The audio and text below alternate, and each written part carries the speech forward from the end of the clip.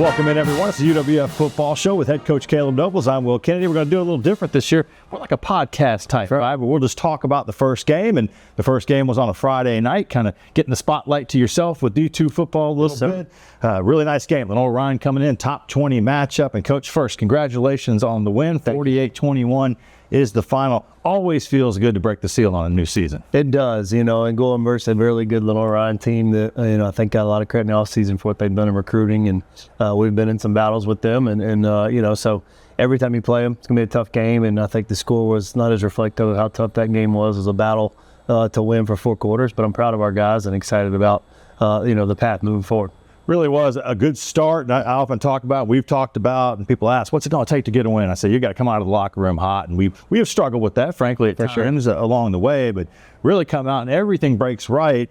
You kick the football off, get a turnover on special teams, and instantly you're setting up shop. And you got to take advantage of those opportunities. You guys did get a touchdown in the end zone, right, just before anybody could blink. No, we did. Our Jacoby Clinton with a hit on the first play of the season, team captain, voted team captain, and shows the importance of special teams plays, right? And then offensive staff, Coach Baker, the whole staff guys doing a great job on, we talk about, hey, sudden change, you get the ball in plus territory, we got to go score. We cannot walk out of there with no points. So honestly, we probably should have scored on the first play. Marcus hangs in there a little bit. They brought corner blitz, play 1 of the season, which doesn't happen much. So they got us a little pressure there, but having a great job, good job of TJ getting open and then making a big play on that third down. Great job by the O-line giving us time. And so that's what you got to do. Get the ball in plus territory. You need to score. You got to come out with the points, and proud of the guys for doing it. You know you're going to have a tough opponent, Lenoir Rhyne, and the Bears, a team that won 10 games last year, made the playoffs, got a playoff win. They had a new quarterback, Kamani Robinson. He starts kind of orchestrating their offense pretty well. They're moving it pretty well before the defense kind of could get their heels dug in a little bit, but they did and able to stop them. But I thought he played well throughout the whole game. He did. He certainly did. And they get down pretty early. I think we had like 3 minutes in the first quarter of time of possession. Going up 21-0 kind of changes your thought process game plan wise calling. So they were running the ball pretty effective first couple of drives. We kind of slowed them down and stopped them in the plus territory, got them out of field goal range with a good sack. Kamani is a good player, really good player. They got weapons all around them. They're going to be a good team the entire year in their conference, make a lot of noise. So proud of how our defense kind of played. A lot of things to clean up, but I think that for a first game, I think they did pretty good. I thought both units were feeding off each other, offense and defense. The defense holds them scoreless until the last seconds of the first half. But your offense, you talk about efficiency. You mentioned 3 possessions that first quarter, and they scored touchdowns on all of them. Although there was a weird one where Marcus Stokes throws that interception. Right. I'm being generous here when I say makes a tackle. He kind of maybe shoestrings that buddy, but forces a turnover to get the ball back. So it's almost like one drive, but everything was clicking.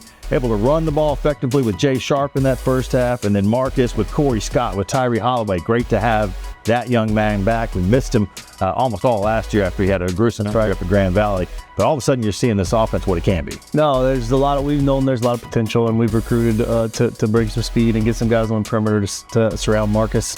But the weapons are really the offensive line, and they did a great job pass protecting and giving him time to throw and make big plays. And so we know that we got to get the ball out of his hands, right, and get those guys in space, let those guys be athletes that they were created to do. So proud of them, proud of how they played, and they know that this is just a one-game, test, and we got to keep moving on and be ready for the next opponent. You're up 31-0. A score with 37 seconds left in the first half.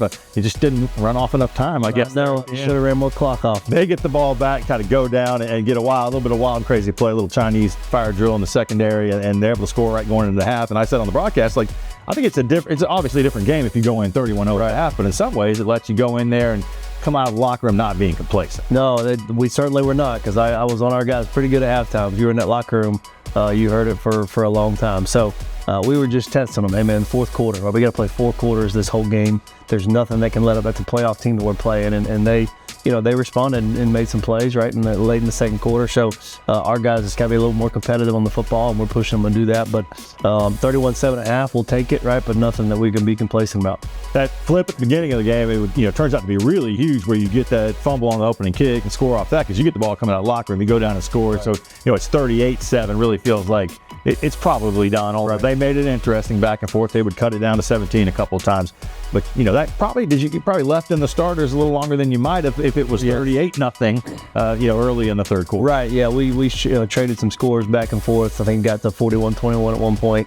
But we would have liked to get the starters out there a little bit earlier. But when you keep it competitive, and that's where our guys, we've got to learn it. And the 4 quarters isn't just the beginning of the game, end of the game. It's the second and third quarter, and really coming out of half, we talk about the middle 8, right? If we just stopped there right before half and we really tied the middle 8, then we get a chance to go out and score. So our guys got to be better really in that third quarter, and that's something we're going to focus on, moving forward next week. Defensively, some standout performances. Walker Robinson, a middle linebacker, leads the team in tackles. We mentioned Kobe already. He had a really good game.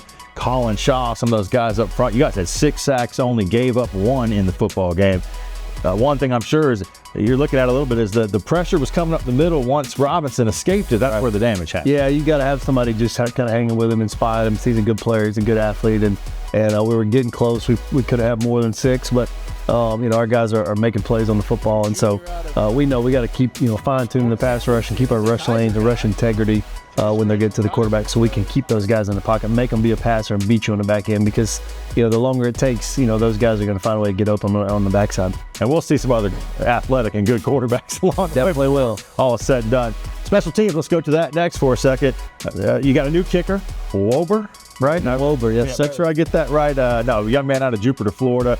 He steps in, makes his first collegiate field goal. You give him another opportunity. We had talked during camp coming up. You were like, if we can get inside that 30-yard range and make those, and looks like that's there. Yeah, no, he's a true freshman, one of the best kickers in South Florida that we're blessed to sign. He's a great student, great kid, does everything the right way, and I think our guys have kind of picked him up and brought him along. He's a true freshman kicker, so he's ready, right? He's prepared. He's had a great fall camp. He's been over 90% in fall camp, which is phenomenal. So excited about him, excited for the unit that they're doing a great job. Michael Shine's the holder, Don's the long snapper, so doing a great job there, and a lot of things to clean up, but it feels good to kick some field goals, get the things to the uprights, and get you some free points. New punt returner Tony Newsom, really aggressive on his returns. I like to see that. You figure sooner or later that's going to pay off. You mentioned Michael Shine.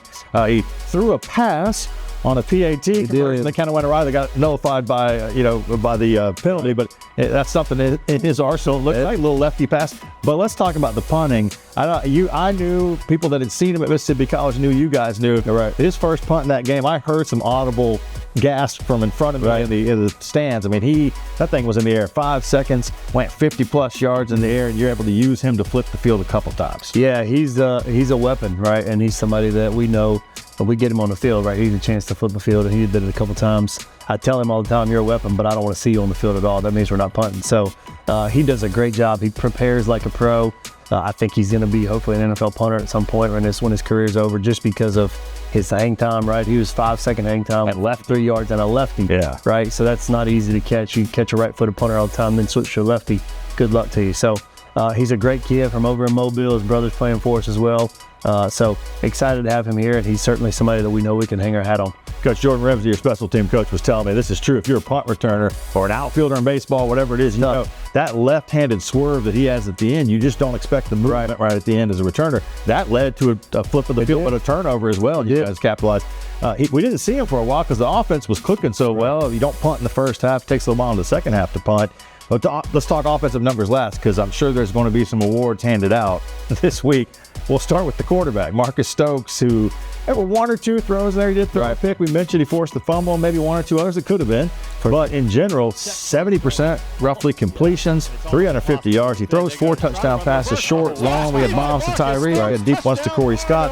Runs for 2. Naked bootleg. Nobody touched him. And then, what did we call the one play? It's a fake inside handoff, fake reverse, and then Marcus keeps it. Nobody even touched him. Yeah, it was a heads-up play by him. It was supposed to be a reverse, and the corner was chasing, so Marcus saw it and just kind of kept it. So we're not geniuses here as coaches. They just made a good play. So, but excited about how he played. He's had a great fall camp. He's had a great off-season preparing mentally, physically.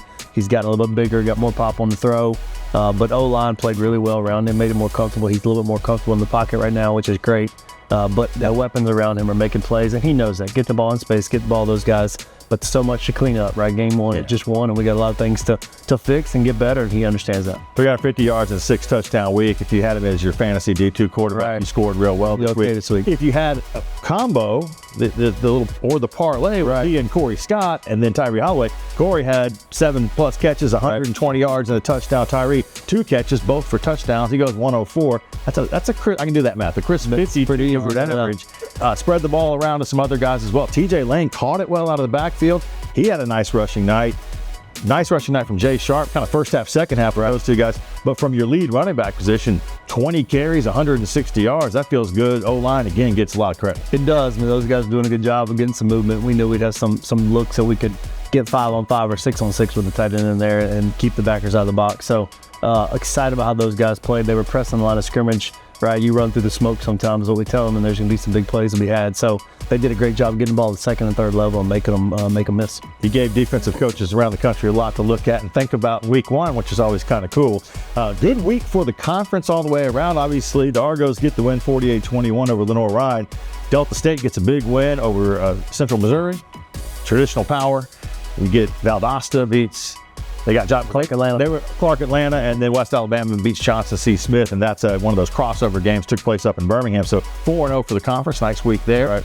And then we're hitting the road this week. First road game of the year. Interesting one. Make a trip up to Owensboro, Kentucky. That's right. Kind of Nashville, and then we're going to head north. This is play Kentucky Wesleyan. We did not see them last year, but you got to see them. We got a nice 35-3 win for them in your first game as the head coach. So some good feelings going up there. What can we expect this week? Yeah, I mean, a good team, and they have not played this year. Will be their first games. They did not play week 0. So excited for our guys to get on the travel trip. I love the road trip, especially get on the bus for a couple hours because it just creates a little more camaraderie, right? Teamwork kind of stuff, and just the fun memories that you have on a good season because of road trips kind of you draw back this stuff. So excited about the challenge. They're going to be a good team, very athletic on both lines of scrimmage, really good players on the back end. So it'll be a very tough challenge for us, and we're looking forward to the opportunity. They struggled last year with their overall record, but sometimes that's not indicative of where a team really is. Will there be anything we recognize player-wise or other things from 2 years ago?